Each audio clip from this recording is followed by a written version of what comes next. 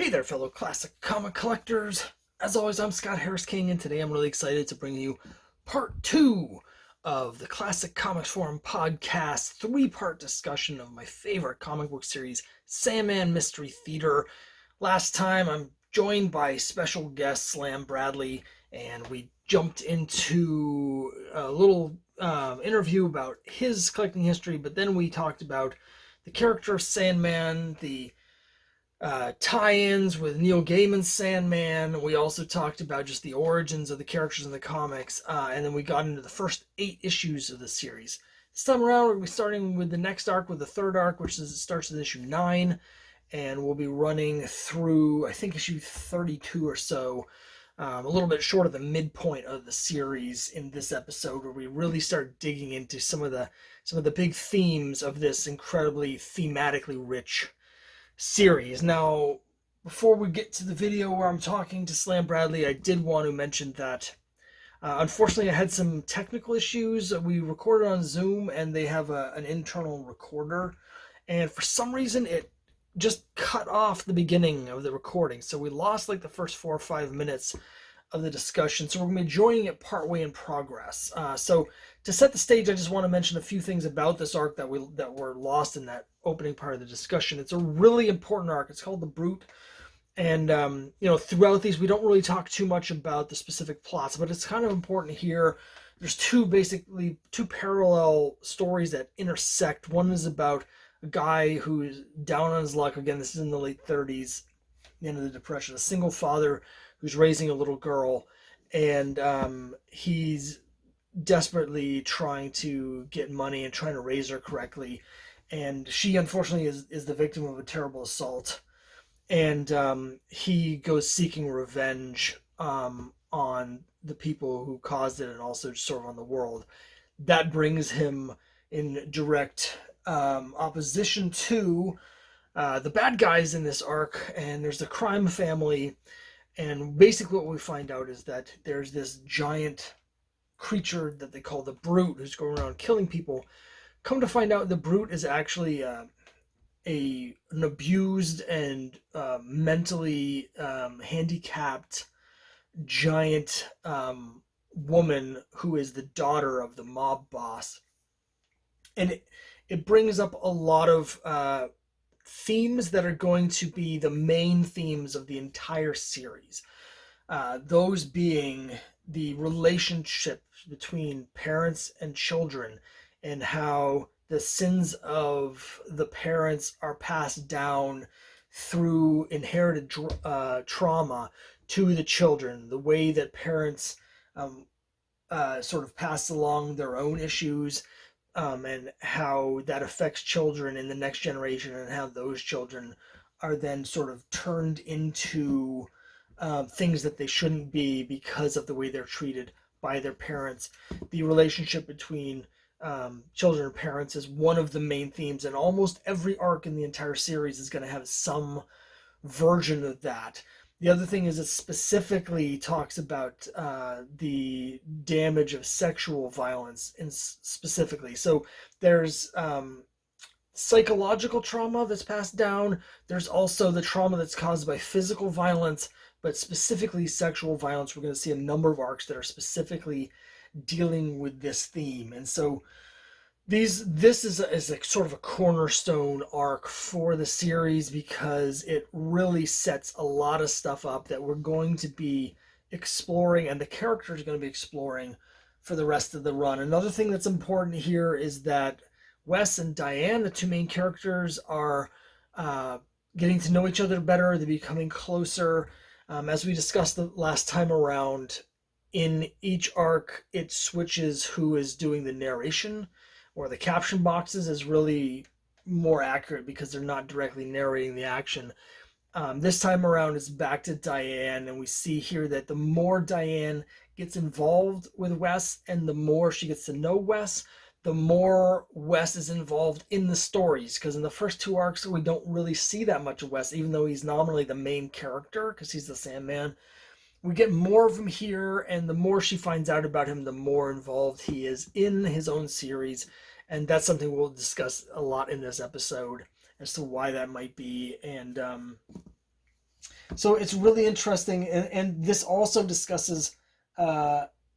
It starts touching on what we're really going to talk about in the next arc, which is the other main theme of the series, which is the role of women in society and how women have to carve out or have historically had to carve out their own role in male dominant society that did not want to give them space. And that is something that happens in arc after arc in this series. It's really interesting. It's the next arc where we really start to see that, but it's hinted at really and some foundation pieces here. So um, that's basically the setup. And now let's jump in Slam Bradley's mid thought as we join this in progress, and then I hope you enjoy the rest of our conversation. Sandman Mystery Theater numbers 9 to 32. So to me, I think to Wagner's credit, it never seemed gratuitous. It never seemed titillating, as you said. But he's exploring these issues and pointing out that this is not anything that's new. Right, exactly. So another thing I wanted to just mention about this arc, in terms of the sexual violence and all the themes that we've just been talking about, they do another thing where, as I mentioned previously, there's a lot of parallels. There's a lot of mirrors. We have the assault where the girl is assaulted by the older man. That is in a way a thematic mirror to Diane herself, because she is actually assaulted by a man in this story as well, and she has to fight him off. And again, we see a lot in the series contrast where things will happen to characters and what's happening to them is sort of an exaggerated or outsized version of what the main characters are dealing with, so you can see and they can see different sort of versions of those events. I noted that at the end of this arc, there's in issue number 12, or toward the end anyway, the last issue of the arc, there's an explicit tie-in to Sandman, to Gaiman's Sandman, when Wes dreams about Morpheus's helmet. So again, we're getting a less oblique tie-in to what at that point was probably Vertigo's biggest book, and was certainly the darling of the critical. Sandman was one of those books that brought in non-comic book readers to read comic books. The other note that I have, and I took these quite a while back, my note says growth by Diane, and I'm trying to remember what exactly I meant by that. I do know that because of the events in this arc, that I think that was what started Diane's interest in helping children, and that much character growth in what she wanted to do with her life. Yeah, this is something we'll see throughout the run. There's a few different places where she's trying to help children in need. This is not the only like murderous, malformed giant child who is killing people as a result of their sort of weird relationship with their parents. Because there's another arc later on, the Goblin, which is going to have a very similar, different outcome and a different character than the Brute, but very similar setup. So issues 13 to 16, the Vamp. Here is, we can see the cover design. I talked about each of the arcs has their own sort of cover design for that arc. This has like the little circles, all the little miniature images, like so. I have a whole huge page of notes about this. But you go ahead. You were about to say something. Well, I hadn't it just actually struck me as I was looking at that, and I don't think that it had struck me before. The design in this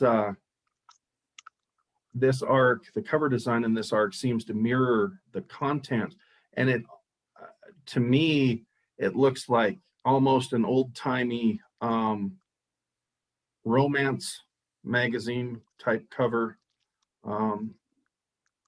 So I mean, obviously I think that was probably purposeful, but that's not something that had struck me before.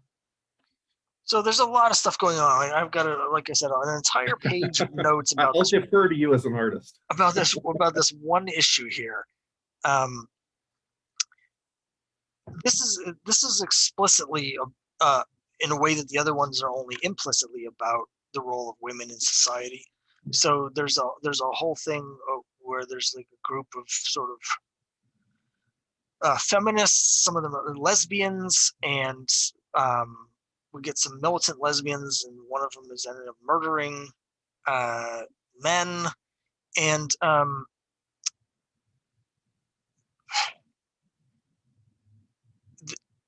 there's a lot of interesting parallels here. One thing that we get is I'm sorry, I just need 1 second to actually read my notes to figure out what I'm talking about.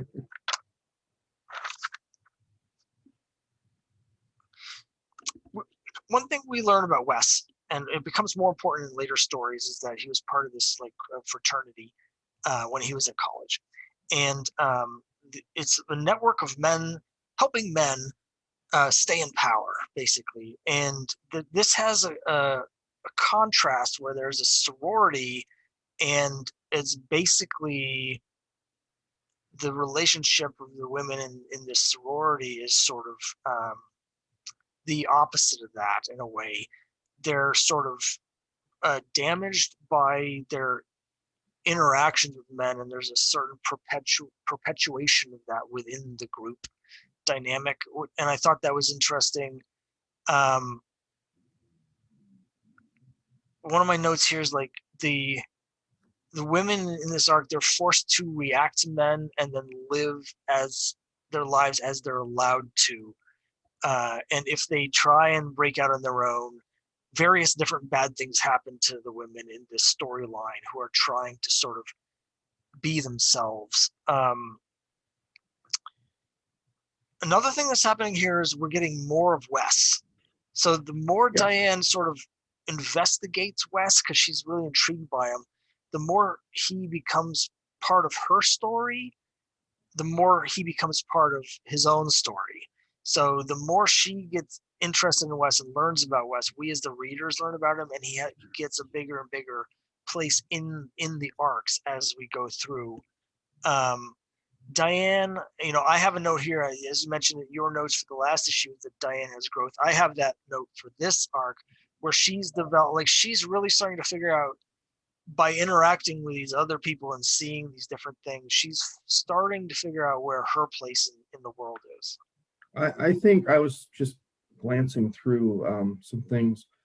At the very start of this arc, Diane is out with these sorority girlfriends, college friends, and they're at the jazz club, and Diane tries reefer for the first time. And at this point, she's still, there's still that vestige of that party girl, free spirit that we saw at the very beginning. But as the arc goes on, she's clearly transitioning and realizing that what she's been doing there isn't working. It's not promoting growth for her as a person.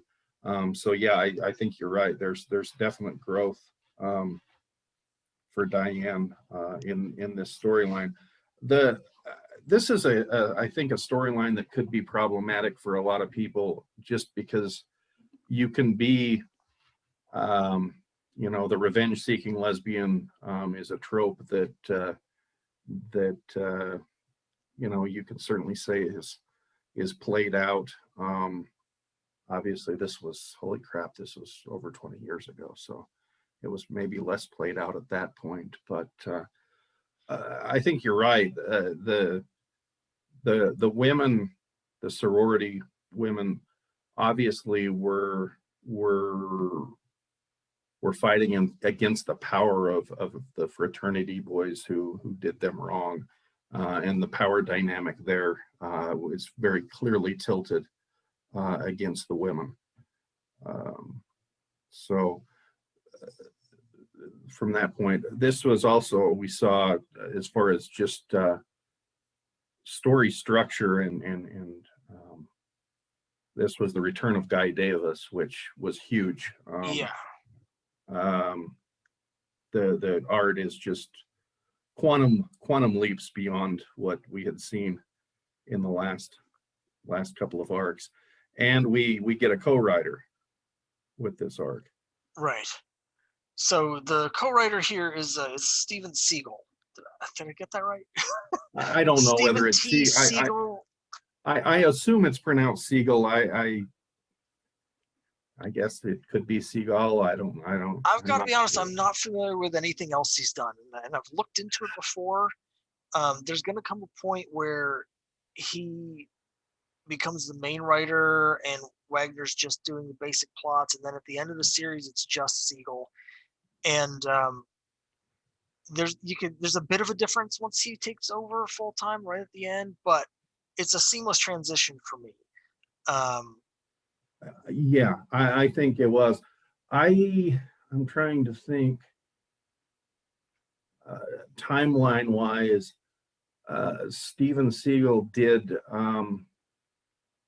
a series for Vertigo called House of Secrets from 96 to 99. Okay. That was clearly a very different take from the anthology series, the mystery series that had been before. He did that with Teddy Christiansen, who's a very interesting artist. I read that at the time. I have not read that since those books came out, so 9, 10, 11, almost 30 years, 25 years. But I remember I liked it at the time. But I think this may have been his first big work. I think he may have done a few indie books before that, but I think this was his first big work. So a couple of things real quick about this arc here. There's the bit here with Lieutenant Burke, who's Italian American, and is basically there's a short sequence here where he's basically not, because he's Italian, he's not considered white enough, and so it's another sort of Burke again. He's a bit of an outsider, like a lot of these characters, trying to sort of carve his way into white society and make a place where everything's sort of stacked against them. There's a reference here to the invasion of Poland, which took place in September of 1939. It sets a firm date. There's some references throughout the series that are set on specific dates, and that's leading up to something. We're going to start here with this. We start to get bits and pieces, more and more of stuff about the war in Europe, which is eventually going to become very important right at the end. Yeah, there's this overarching sense of doom, really, almost, that society is on the precipice, and that bad things are happening in the world, and it becomes more prevalent later on, and becomes a big factor, particularly I think for Diane, as you mentioned earlier. How do you bring people into a world that may not be here much longer, at least not as we know it? So that's important. Shall we move on to the next arc? I think it is important to point out that this is at least where, sorry, that was loud, where Wes and Diane finally consummate their relationship. Yeah, so things are moving along. We got a bit in I didn't mention this in the last arc, but after Diane was assaulted, she gets away from that guy. She goes to Wes's house and tells him, and his immediate reaction, again, this sort of how violence begets violence. His immediate reaction is like rage, and he wants to just go kick someone's ass.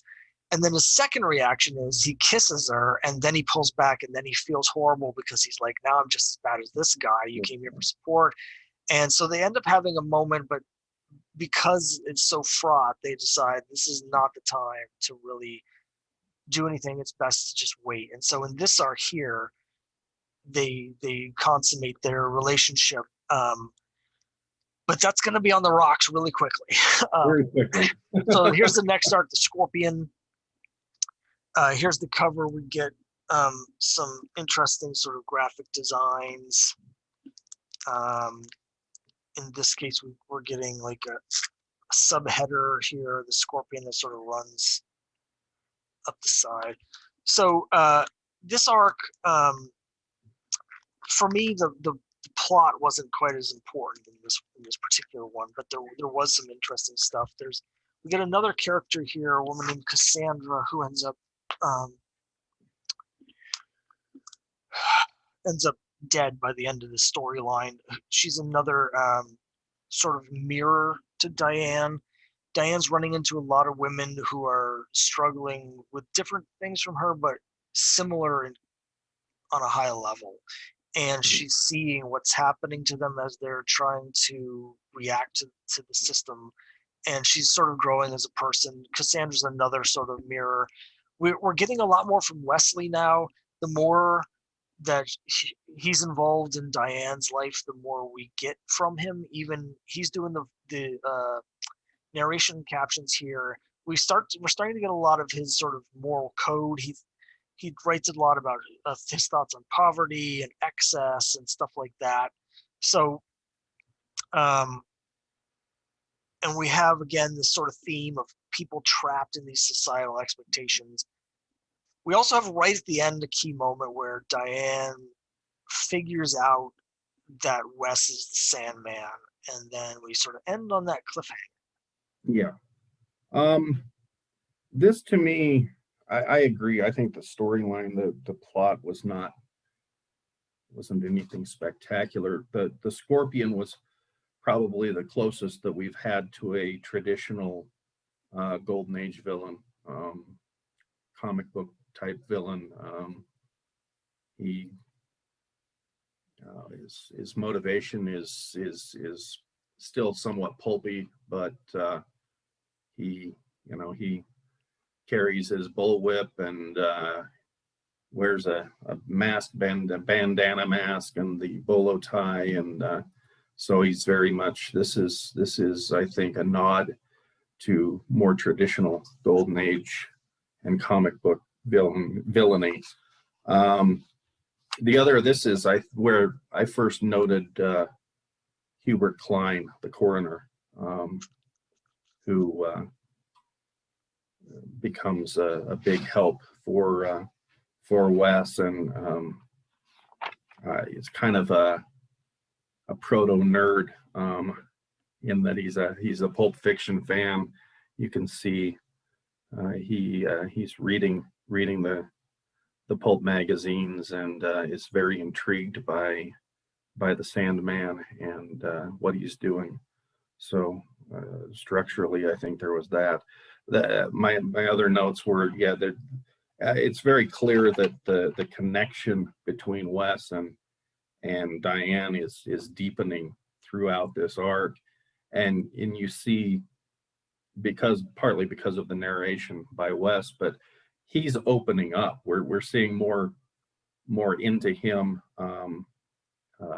better glimpses into his character and what he thinks and what he cares about, and the fact that he feels like almost again with great power, in this case money, comes great responsibility, and he feels like he needs to be doing something with his money, not just to quench the dreams, not just to stop himself from having these dreams that drive him, but because he's in a position to make society better because of his wealth. Yeah, I've got a lot more to say about Wes in a couple arcs. I want to wait till we get. I've got a theory I'm going to drop on you here when we get a couple more arcs, because I have this big theory that I've been waiting 3 years to share with the world. So before we get to the next arc, there's an annual. Here it is. It's annual number 1. This is a bit of a departure for the series. It's a lot of short, like self-contained stories that are done by different creative teams. Yeah. And it's a good issue. I don't think it's really vital to the overall arc that much. I don't really have too much to say about it, other than my only note really is that we get some stories in this that are from the point of view of other characters. So we get one that's from Larry and one from Humphreys. But other than that, I think you could read the series without reading this. I don't think that it I agree. It was interesting. There was some nice art. It's nice to see some different people. David Lloyd did a story. Alex Ross, if you like him, I'm not a big fan, but and it's interesting to see a little bit from the point of view of some of the secondary characters. My notes, I think, say that this came out in between issues 19 and 20, for whatever that's worth. Yeah, I just slotted here between 20 and 21 because that's where the arcs are, but I think you're right.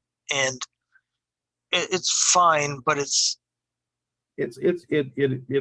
okay. But if you didn't read it, it wouldn't be a big deal. Yeah, and you can't say that about anything else in the series. If you miss an arc somewhere else, you're gonna miss some important character development. Nothing really happens here that you need. You would. The one note I have, actually, a single note on this, is that this was the first appearance of what they call Fiji, who is the crime photographer dude, which is a takeoff on the famous crime photographer Ouija, who was made a fairly famous name for himself as a crime photographer in the 30s and 40s. Oh, okay. I didn't know that. I didn't pick up on that one. Okay. The next arc, Dr. Death, 21 to 24. There's the cover of 21. We have the little Dr. Death down here.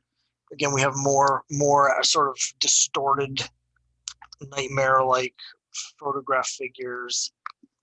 A lot of distortion, So, 4-issue arc, and we get another interesting parallel here. One of the more direct ones in the series for Diane, because we meet her cousin, and Diane is trying to investigate. She's trying to learn Wes's secrets because he hasn't told her yet. Now, he said in his journal that he's going to tell her, but he hasn't.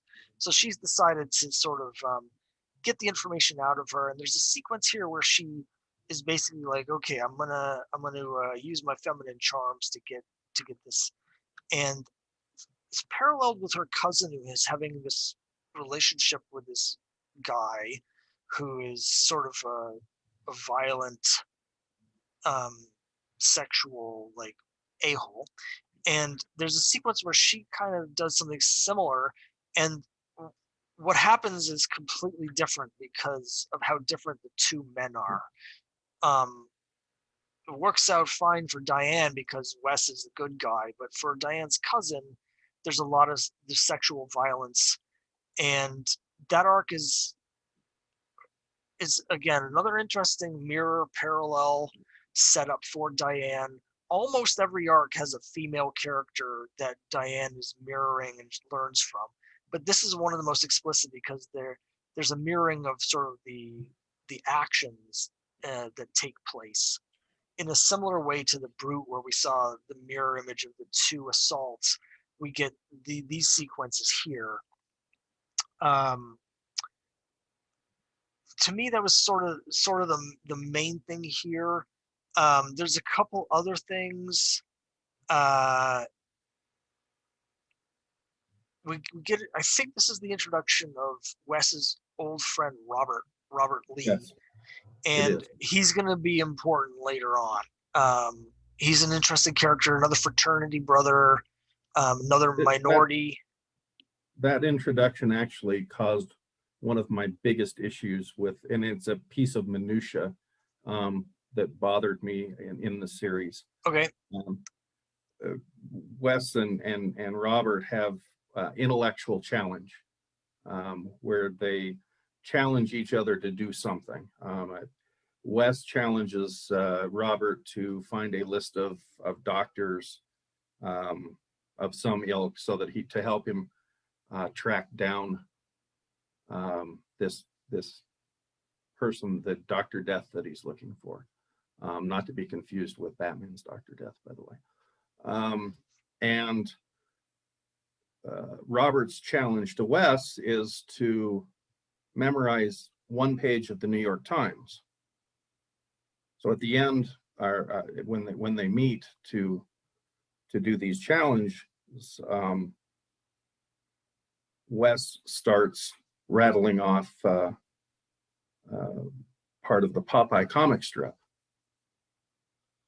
Arf, arf, let's do this sweepy. Well, the problem is the New York Times never had comic strips. And Popeye appeared in the New York Journal. So that bothered me. This is one of those little niggling nerd problems that really bugged the heck out of me. I support this. I'm totally on board with this. The other little bit of minutia that just jumped out at me is at some point we see Grant's gym and somebody says "Night Ted."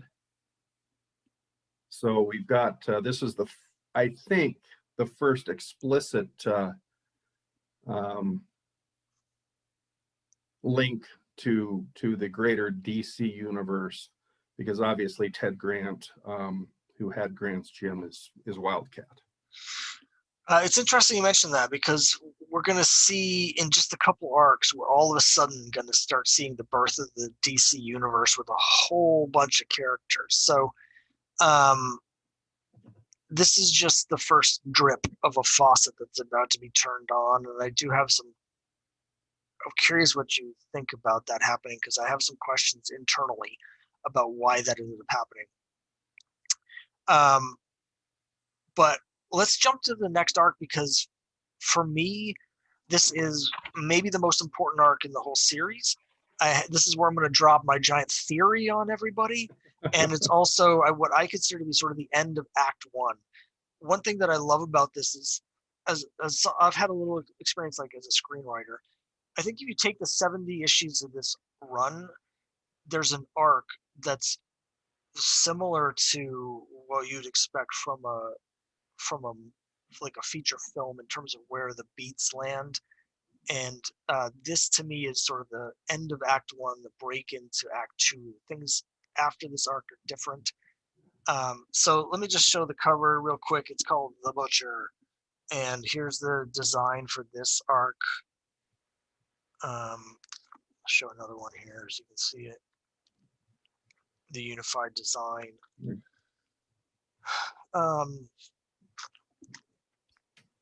So a bunch of stuff happens here. The most important thing about in here is that basically Diane removes herself from the relationship. She's just like, this is too much for me. I need to think things over. I'm out. She's like, sayonara. Not quite like that, but she leaves the relationship. All of a sudden, everything is from Wesley's point of view. When Diane leaves the book, it's like she's like not just stepped out of the relationship. She's sort of stepped out of the focus. Everything we've been seeing is sort of from Diane's point of view up to this point, but now that she's out of the relationship, which from Wesley's point of view, and all of a sudden we get a whole bunch of insight into Wesley that we didn't have before. We see, as we've talked about already, he's not a typical hero. He almost seems kind of needy, like he's very emotionally upset when Diane leaves, and he seems unmoored. He can't tolerate the taste. We learn a lot of things about him that seem kind of unmanly. He can't tolerate the taste of alcohol. He vomits just at a description of violence. Over the course of the story, he gets like his butt kicked a bunch of different times. He has these crippling nightmares, and he just seems like a total wreck of a person. And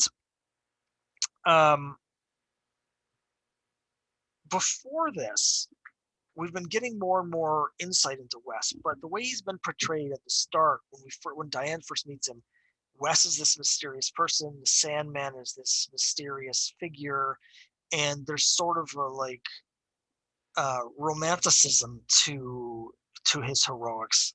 Of course, it's gritty and realistic and stuff, but for the most part, as soon as she's gone, the way he's portrayed changes. And when I was reading this, it struck me that the way Wes is portrayed depends to a degree on how Diane is feeling about Wes at the time.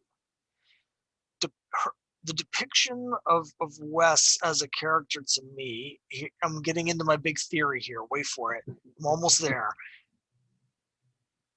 As she's questioning things, the depiction of him changes. As she sees him as less heroic, he's depicted as less heroic. But then in the next arc, I'm just gonna jump ahead real quick. When they get back together, he seems more confident. He seems more interesting and more sort of not commanding, because that's not really his character, but he seems more heroic, and he seems like a more manly figure once she's back in the relationship. And so here's my theory. Let me throw this at you.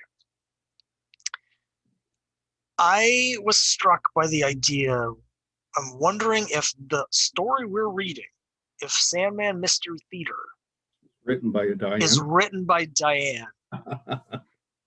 I've never seen Wagner discuss this, and I've never met him, but if I ever meet him, it's the first thing I'm going to ask, because over the course of the story, of course, for those who haven't read it, we're skipping ahead, but Diane, her true calling in life is to be a writer. And we learn later on through a crossover with a present day story in Starman, she's become this famous literary figure in America, like this beloved literary author. And so I have to wonder, based on the way this plays out, if this whole story is from Diane's point of view, because she's writing her novel version of their relationship. That's interesting, and I hadn't thought about that, but that actually makes a lot of sense. And looking at my notes for this arc, implicitly, I think I get to the same place that you're at without actually getting there. My big note up in the corner box of my legal pad is, this feels like it's a turning point. Which it does. I think this is a turning point both for the series and basically for both characters, for both Diane and Wes. But I also noted that we talked about Burke, and up until this time, Wes had always gotten the better of Burke, always, whether it was physically, whether it was intellectually. Up until this arc, Wes always got the better of Burke. But this is the first time that Burke just kicks Wes's butt, and Diane has to bail him out on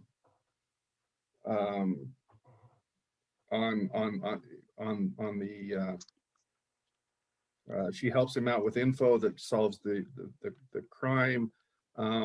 So yeah, I can see that. And again, as you pointed out, we learn later in Starman, which is another great series, which you should do a podcast with somebody about. At some point I will. that Diane becomes this great author, and we see the beginnings of that later in the series. So what you're saying actually makes a huge amount of sense. I hadn't thought about it, but that makes a lot of sense to me.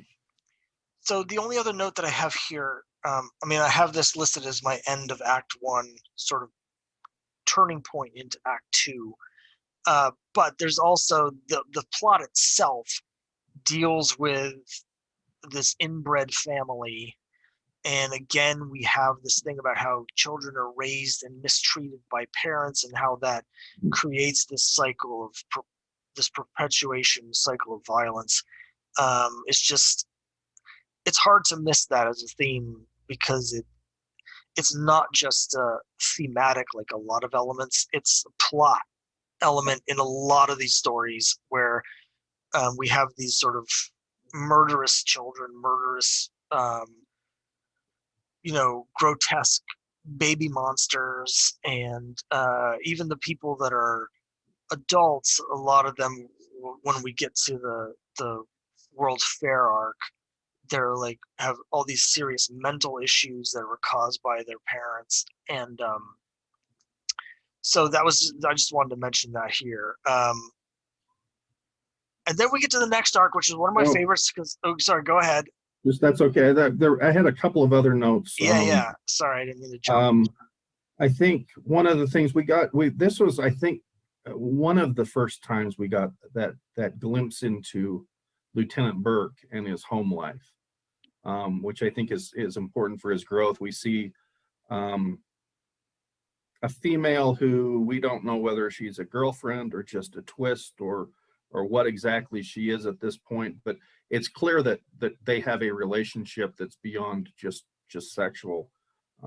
So we get a little bit of a glimpse into Burke and a little bit of growth for him. And again, the dynamic between Burke and Wes is quite different in this arc.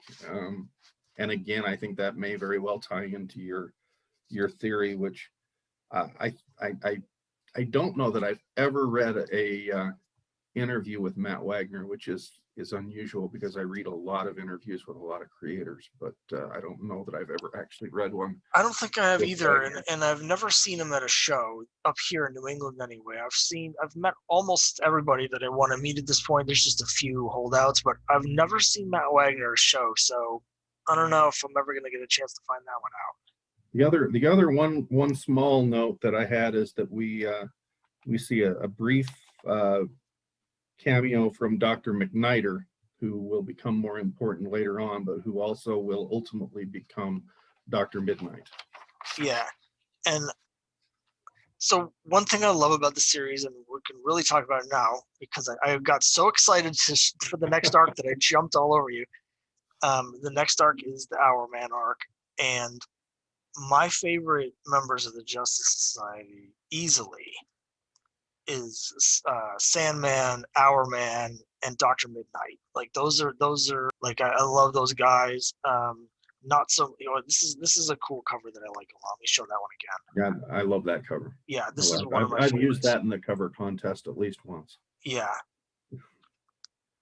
And then let's show the last one here, because this has some of the classic Golden Age artwork. Yeah. This is what I consider to be the beginning of Act 2, where we get Diane and Wesley have sort of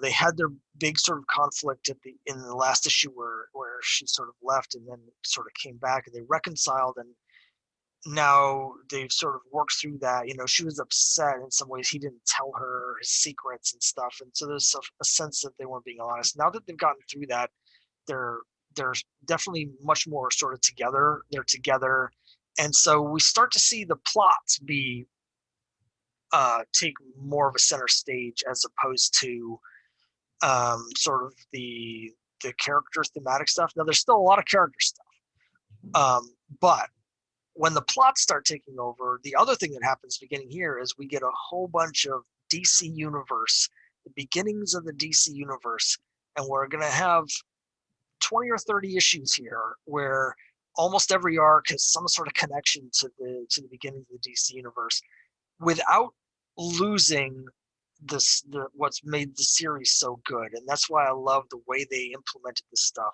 I'm a big fan of this arc. I love Hourman. I love what they did here. bringing him in.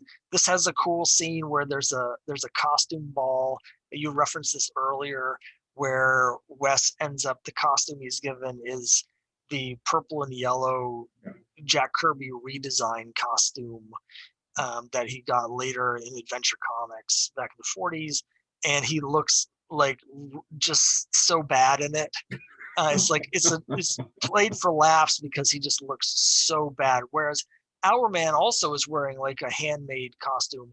He looks like a superhero. Yeah. And so the two of them together is sort of like, here's Our Man looking like the man of the hour, as they call him in here, and then here's Schlubby West just wearing this like dime store terrible costume. So that was great. I have a note here. This might be a stretch, but one thing that starts here is throughout Act 2, the big arc here is the arc of, now that they're together, Diane ends up getting pregnant and them dealing with that. And here's a note that may be a huge stretch, but I was noticing a mirror between the birth of the DC universe taking place at the same time in the same stories, where they're discussing the birth of their child, whether they should bring the child into the world. I think it would be way too much. I'm already stretching it, but it would be too much of a stretch to say that there are conversations about whether or not they should have the child, or a commentary on the usefulness of superheroes, because I think that would be too far. But it could have been a valid way to go. But anyway, it was just something that I noticed. I know you mentioned that Sandman and Our Man were among your favorite JSA characters.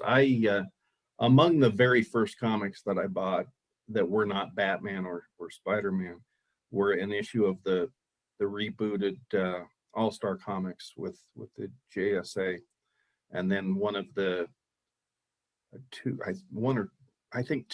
out of the 3 issues of the JLA JSA team up that had the Fawcett characters. I think they may have called it the Shazam Squad or something. So I was very, and they just struck my little, 7 or 8 year old mind. I loved the JSA, and I was a huge Justice Society fan for a lot of years. And it took me all of about 30 seconds and 2 panels to understand the difference between Earth 1 and Earth 2. So why comic book writers couldn't figure that out, I've never quite understood.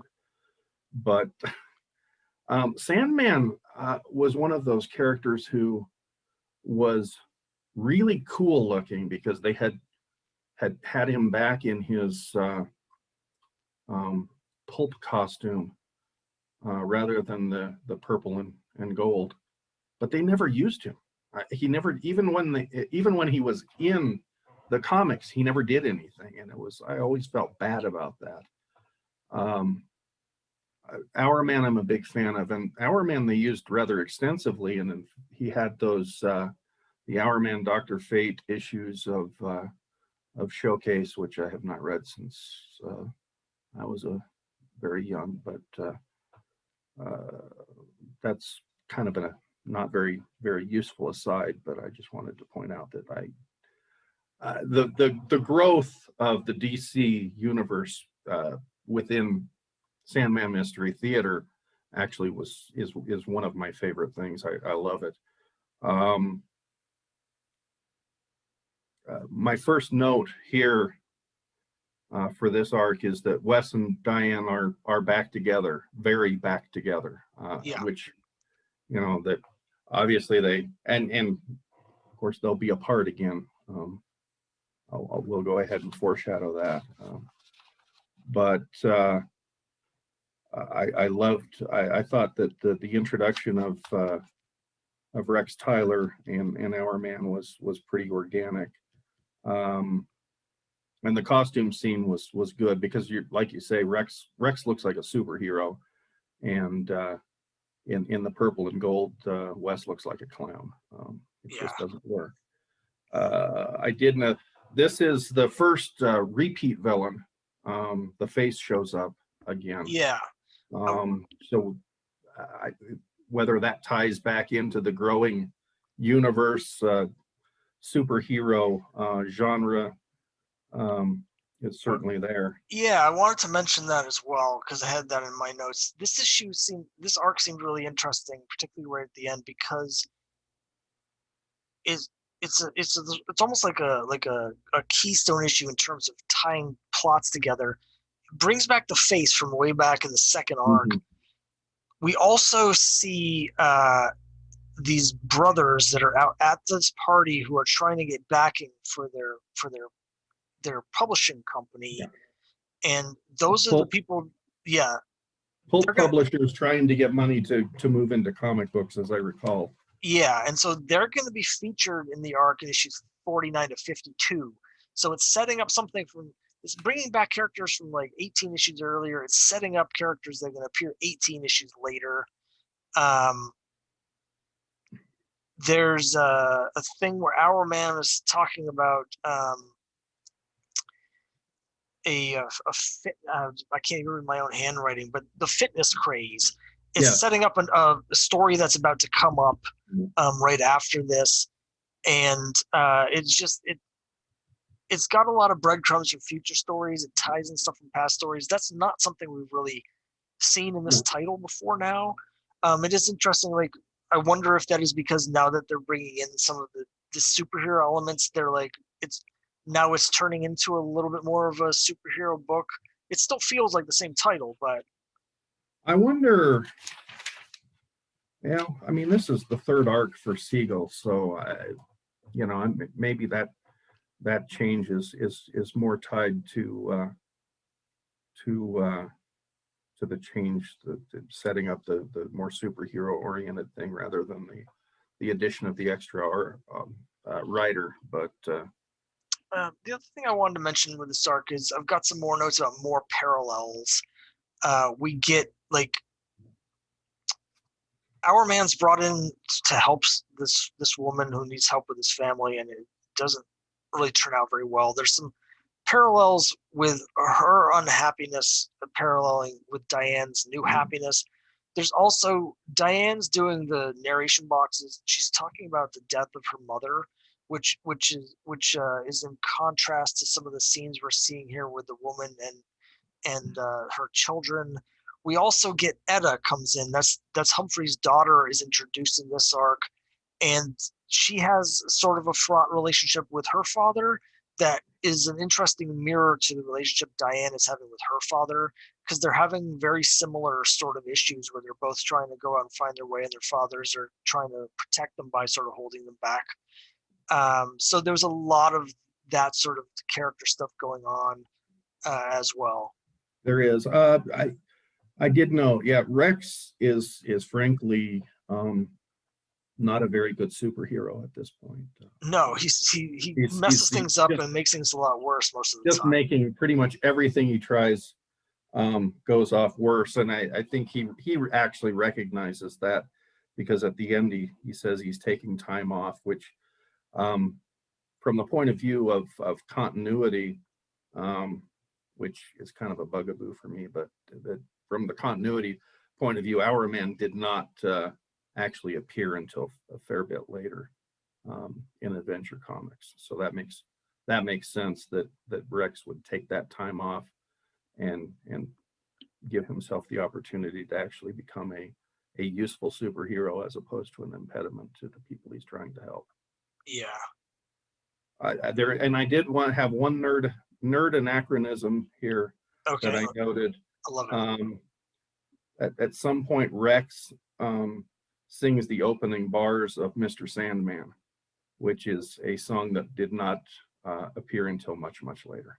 Thanks very much for watching this part 2 of our 3-part series. As always, if you want to just listen to the audio for this or any of the other Classic Comics Forum podcasts, I'll have the link here, and you can listen to that at all your finest podcasting websites or apps or whatever it is you use. Let me know what you think below. This is my favorite series, so I'm really excited. In 2 weeks, I'll be back with the finale where we discuss the rest of the series up until the finale in issue 70, my favorite final issue in the history of comics. And I'm really interested to see your thoughts on all of this and your thoughts on our thoughts. So let me know what you think of the series. Let me know what you think about what we said about it. And thanks very much for watching. I'll see you next time.